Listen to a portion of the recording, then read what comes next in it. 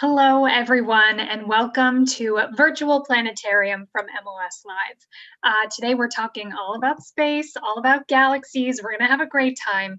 And before we get started, let me introduce myself. My name is Emily. My pronouns are she and her, and I will be your moderator during this program, which means I'll be the one helping you communicate with our main educators today. Because since we are in this webinar format program, that means that we cannot see or hear any of you. So if you have questions throughout the program, or if you're answering a question, or if you have any comments, you'll need to use the Q&A button that is on your screen in order to let us know what you're thinking.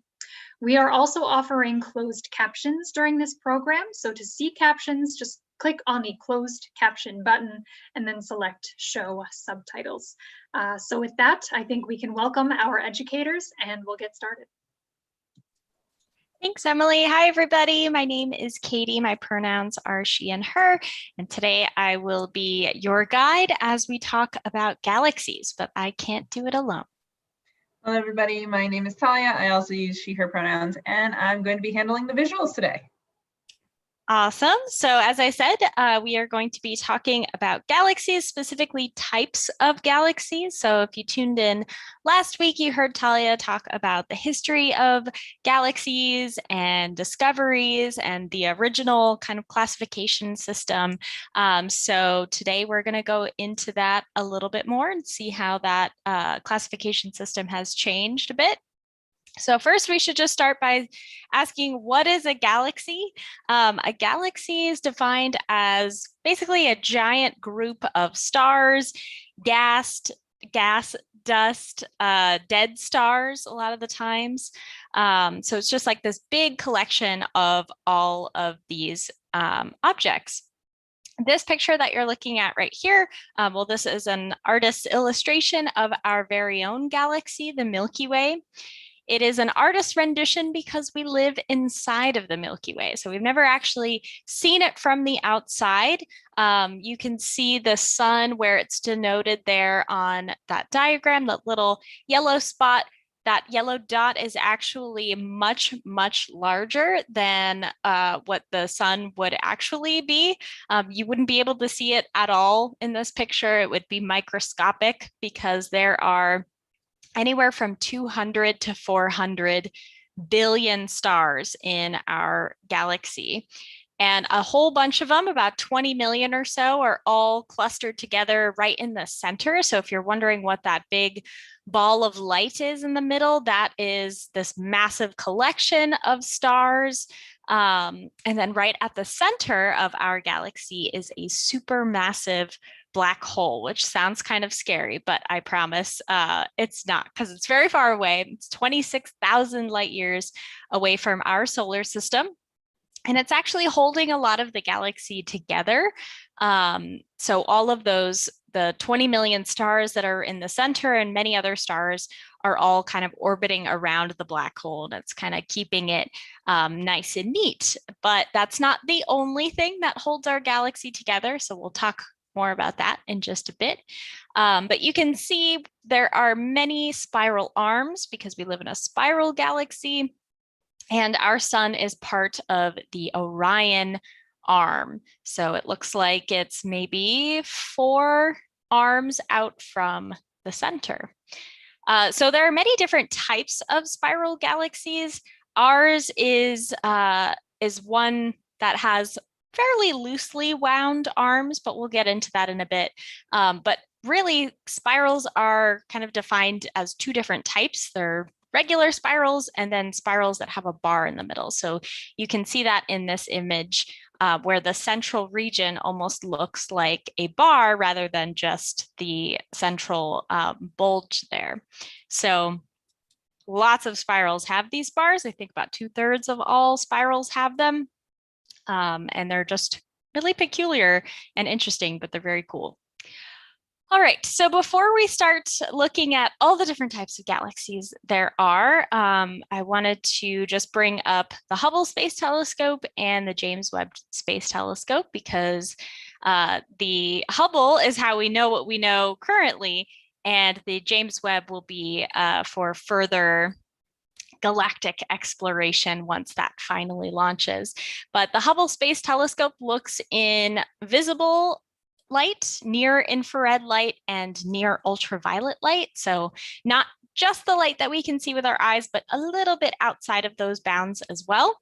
And it's equipped with many instruments known as spectrographs to capture light from distant objects. And these could be anything from, planets in our own solar system very close by, or other stars or nebulas in our galaxy that are relatively close by, all the way to the outermost reaches of the observable universe and looking at galaxies that are very far away. So it brings in that light, splits it up into its various wavelengths, and then can tell us all about the sizes, composition, temperatures, a little bit of insight into how galaxies have formed, or even stars have formed, things like that. So a lot of what we know we owe to Hubble, as well as many other space telescopes as well, but Hubble has a special place in my heart.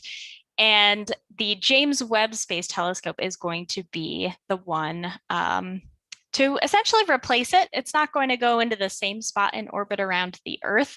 Hubble is very, very close by. It's in low Earth orbit. James Webb is going to go way farther out, like 4 times the distance that the moon orbits. So we won't be able to service it or anything like that. Once it's out, and it better work. But they've been working on it for a while. But this telescope is going to look in infrared, which will be able to peer even deeper into our universe, because infrared is really good at looking through clouds of gas and dust and that type of thing. So it'll be easier to pick up light from distant galaxies. So a lot of the pictures today that you're going to see are from the Hubble Space Telescope. There are some others in there as well, but a lot of them are Hubble. All right, so let's dive into spiral galaxies. So there's 3 main types of galaxies. There's spirals, ellipticals, and irregular galaxies. Irregular galaxies are kind of like the other category.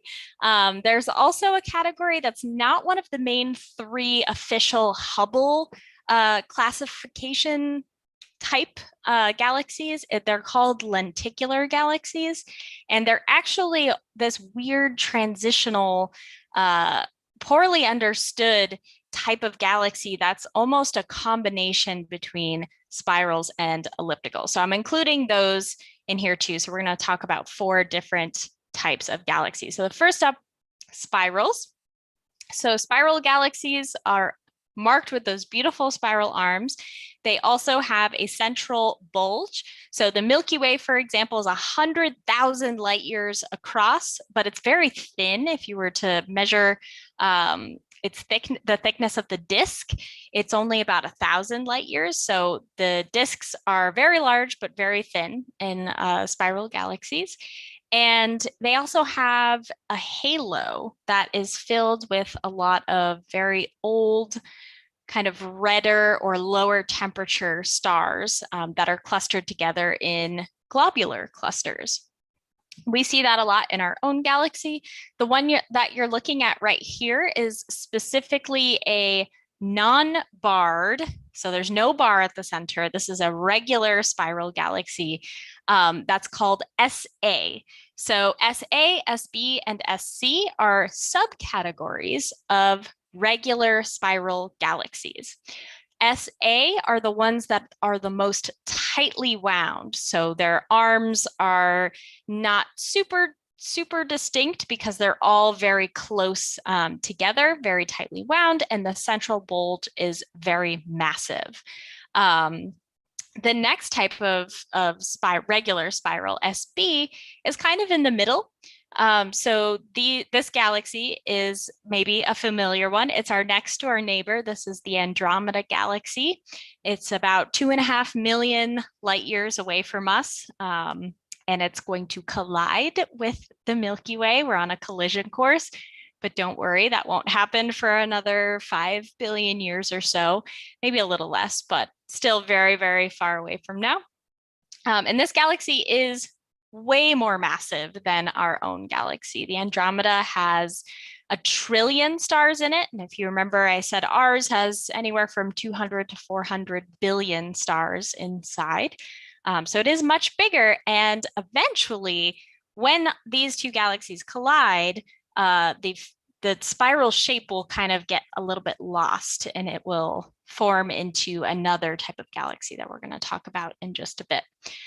So SB types are more intermediate. It's similar to our galaxy, or what astronomers believe our galaxy would be classified as, if we're talking about just the arms and the bulge in the middle, because again, a regular galaxy doesn't have that bar in the middle.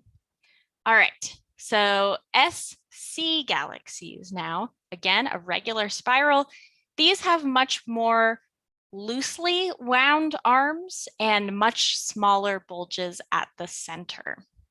And you might be wondering, how do spirals get these beautiful spiral arms? And it's a really interesting and kind of complicated phenomenon that's fairly recent in astronomy. So when we look at a picture of another galaxy, another spiral galaxy, it almost looks like most of the stars are located in those spiral arms, but that's actually not the case. So those spiral arms almost act like traffic jams, where stars are orbiting around the center of the galaxy, and as they move through these arms, they slow down. And so these are referred to as density waves, and it's just a buildup of stars that are moving slower through this part of the galaxy. Now, how density waves form and all that, I really couldn't tell you. I think it gets pretty complicated, but just think of it like a traffic jam. So you start to slow down, a lot of material ends up a lot of gas and dust at least tends to clump together in the arms. And so new stars form very often in the arms, and particularly very young. Well, obviously they're young if they're just forming, but a lot of blue stars that are extremely hot and energetic. And so the arms tend to stick out more because they're brighter and more energetic stars than the older stars that are present throughout other parts of the galaxy. So the arms, just think of them like a traffic jam. Great place for star formation. Spirals in general have a lot of gas and dust. It's called interstellar gas and dust. And so there's a lot of new star formation happening in spiral galaxies.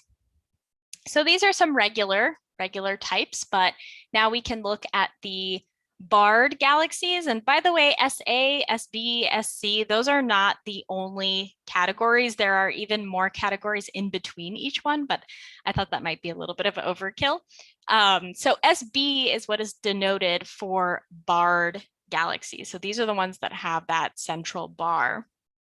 And the bar itself is thought to potentially maybe be driving a lot of material that can fall into the central black holes of galaxies. We think most galaxies have supermassive black holes at the center.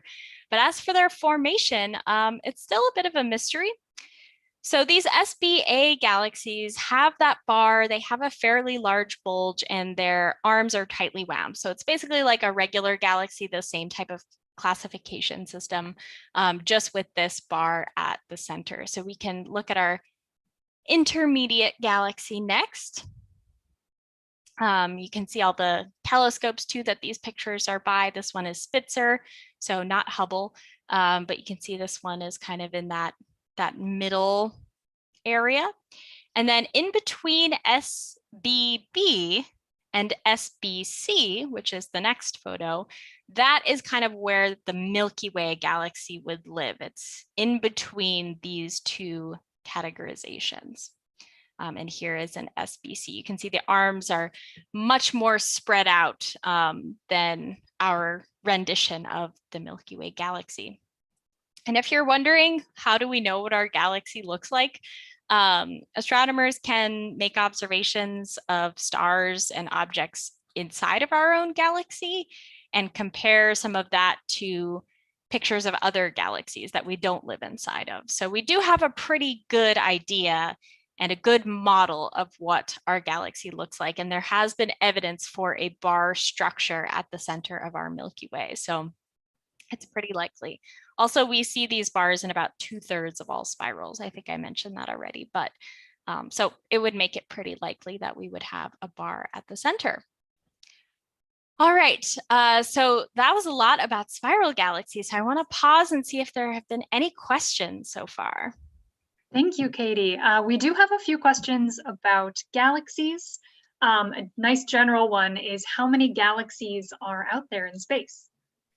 That is a good question. So of our visible universe, so the universe that we can see and measure, astronomers estimate there are 2 million galaxies present in the observable universe. That is not the whole universe, so there is probably a whole bunch more out Katie? there. Yeah. You said 2 million? Oh, I'm sorry, 2 trillion. Thank you, Talia. That's a really big difference. 2 trillion galaxies in our observable universe. Awesome. Yeah, that's a big difference. Yeah. Can you tell us why galaxies spin?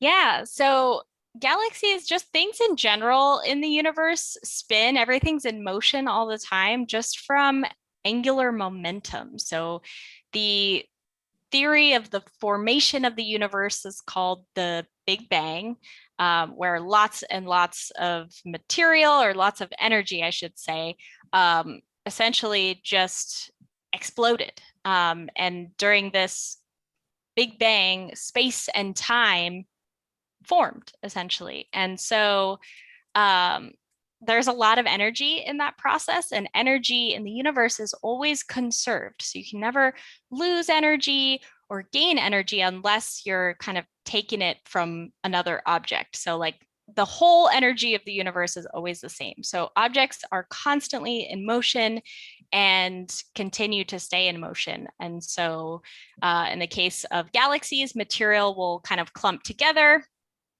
spin around together, and eventually maybe more material will kind of glob onto that. Maybe another clump will collide with that clump. And so there's just so much motion that everything in the universe, because of conservation of energy and angular momentum, just continues to spin and to move. Cool, thank you. And one more, if you don't mind. Yeah. What is the oldest spiral galaxy that we have found? That is a really good question, and I am not sure that I know the answer to it. Our Milky Way is estimated to be about 10 billion years old, and the whole universe is roughly almost 14 billion years old.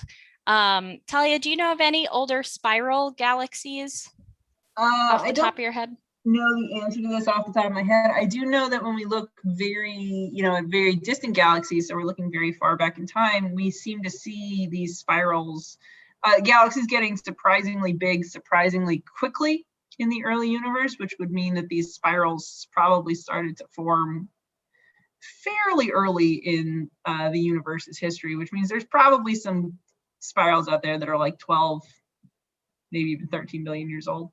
Super old. Great. Were there any others? No, I think we can move on for now. Awesome. Sounds good. All right. So let's talk about elliptical galaxies. So these types are more blob shaped. They have kind of a spherical structure to them. Ellipticals can be classified anywhere between E0 and E7. So E0 means a galaxy is basically a perfect sphere, or very close to a perfect sphere. And then it gradually gets more and more elliptical shaped until E7, which is the flattest but still rounded version of an elliptical galaxy. So the one that we're looking at right here looks like it might be somewhere in the middle.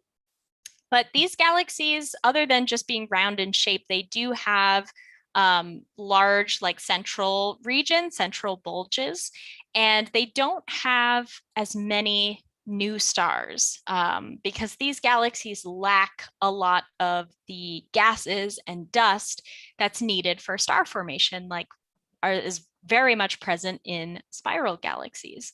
So lots of old stars that have been around for a very long time, a lot of red stars that are not very hot, a lot of smaller red stars too, which last for an incredibly long time. Just to give you kind of a scale here of different lifespans of stars. So our sun is considered an average star, and it will live for a total of about 10 billion years. It's halfway through its life, so we got plenty of time before we have to worry about the sun going away. And anything, so very massive stars, like on that side of the scale, they'll live for maybe tens of millions to hundreds of millions of years, which is a lot less than 10 billion years. And then on the other side of things, the smallest stars that are, I like to call them fuel efficient. They're called the red dwarf stars, and they will live for trillions of years. So the universe isn't even that old. So technically, we've never seen a red dwarf star die at all. So a lot of these elliptical galaxies are populated with a bunch of these very low mass red cooler stars in them. All elliptical galaxies are thought to have supermassive black holes in the center, at least all of the observed ones. We found evidence for supermassive black holes in the middle. And again, astronomers are pretty sure that applies to spirals too. Our next category, it might not be quite as obvious whether or not they have supermassive black holes in the center, but ellipticals definitely do. They also turn out to be some of the largest galaxies in the universe. So they can tend to be a lot bigger than spirals just as a whole in general. Ellipticals are also thought to be a result of a collision of galaxies. So remember when I mentioned that the Milky Way and Andromeda are on a collision course with each other? Well, it turns out that they will probably eventually form an elliptical galaxy, because that spiral shape will get disturbed, perturbed, and eventually everything will just kind of settle into this spherical shape and turn into an elliptical. And the galaxy will be a lot bigger because you're combining one with trillion stars and one with 300 billion around. Some of those stars will get lost to space in the collision, but in general, there'll be a lot more. Also, collisions provide a great environment for new star formation as well, because you get a whole bunch of gas and dust interacting with gravitational material, or material that has a very strong gravitational pull. And so lots of new star formation happening in collisions as well. All right, so this is a picture of a elliptical galaxy that is currently forming from two spirals that have collided. So this is, they're on their way. These galaxies have kind of already collided and are now kind of settling into their new form. All right, so now our last two categories. These ones are much quicker because I don't have as many details about them because they're a little less understood, but we've got irregular galaxies, which are just everything else. They tend to be small. They don't really have any type of structure to them, very blobby shaped, even more so than the elliptical galaxies. And because they end up being very small, they're prone to colliding with larger galaxies and basically becoming consumed by larger galaxies. And they also collide with like intergalactic clouds as well, and can, just easily be influenced by other more massive objects in the universe. So this particular irregular galaxy is called the Small Magellanic Cloud, and you might have heard of it before because it's a satellite galaxy of the Milky Way. This little galaxy orbits around the Milky Way, and it's pretty small. You can see it from the southern hemisphere in the sky, as well as the Large Magellanic Cloud, which used to be considered an irregular galaxy, but that classification has since changed.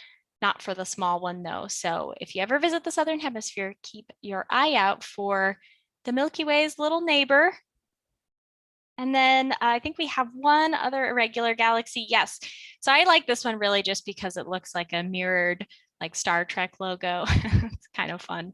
But yeah, they just can look really strange. And there's no arms or no central bulge or something like that. So there are probably some smaller mass black holes in these galaxies, but not completely sure about supermassive ones because there's no real central area in these types of galaxies. All right, and our last category is lenticular galaxies. So this is not one of the official ones. Instead, it gets categorized as an S0 within the spiral galaxy classification system. And that's just because it has a disk, but it doesn't have any spiral arms. So again, these are kind of poorly understood, but they do have a central bulge. And so in that sense, they are very similar to spirals, but they do not have a lot of gas and dust present in them. And they're made up of mostly very old stars. So in that sense, they're like ellipticals. And so they're kind of this weird combination of those two categories of galaxies. And sometimes they can even have a bar at the center as well. So they're very strange, but they're pretty cool looking. This is another image of one from Hubble. And they're super weird, but I really like them. All right, any questions? So we do have a question from Iris, and they'd like to know, could the Earth fit into one of those supermassive black holes at the center of a galaxy? Yes, it will not ever go into a supermassive black hole, but it could definitely fit. So supermassive black holes, at least the one at the center of our galaxy, has the mass of like 4 million times the mass of our sun. And our sun is way, way, way bigger than the Earth. So the Earth is pretty tiny compared to these black holes. And if it got too close, it would fall into the black hole, but we're so far away from it. We are 26,000 light years away, and we're in a very stable orbit in our solar system out here. And the supermassive black hole at the center of our galaxy is nothing's really falling into it. It's not what's called an active supermassive black hole. So it's pretty rare that material actually falls into it in the first place. Cool, thank you. And how about we do one more? I think that's all we have time for. And I apologize if you already said this, but maybe you can remind us why elliptical galaxies don't look as spinny as the spiral galaxies. Yeah, that's a good question. So there's still a lot of motion happening in elliptical galaxies. It's just that it's not, I feel like the spiral kind of look makes it seem very like, what's the word I'm looking for? It just looks like the stars are in motion. I like maybe just seeing a spiral reminds you of like a hurricane or something like that. But there's still tons and tons of motion going on in ellipticals.